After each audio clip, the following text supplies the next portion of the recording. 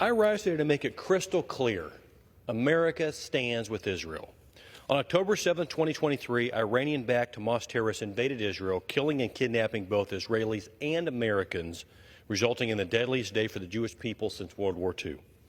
In the aftermath of the October 7th attacks, House Republicans made it clear that we always have been and always will be staunch supporters of Israel. Unfortunately, the Biden administration and some radical Washington Democrats have taken a different approach. Since day one, President Biden's mission has been to appease the Iranian regime in Tehran as if it would be effective in discouraging bad behavior.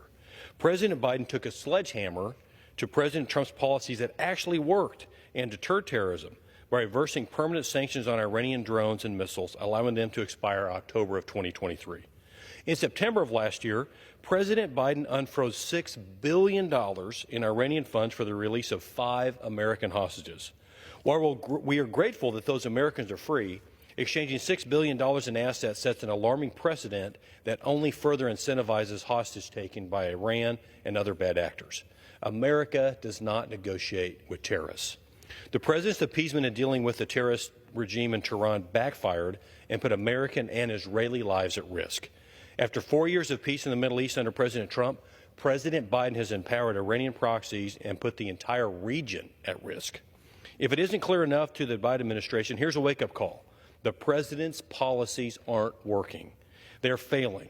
In fact, President Biden's policies are so disastrous that for the first time in history, Iran has launched a direct military assault on Israel.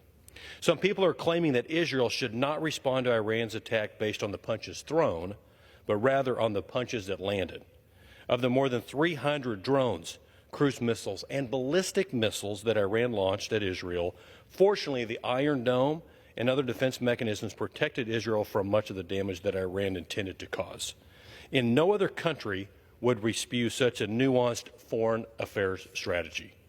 America would not tolerate this behavior from any neighboring country, and neither should Israel.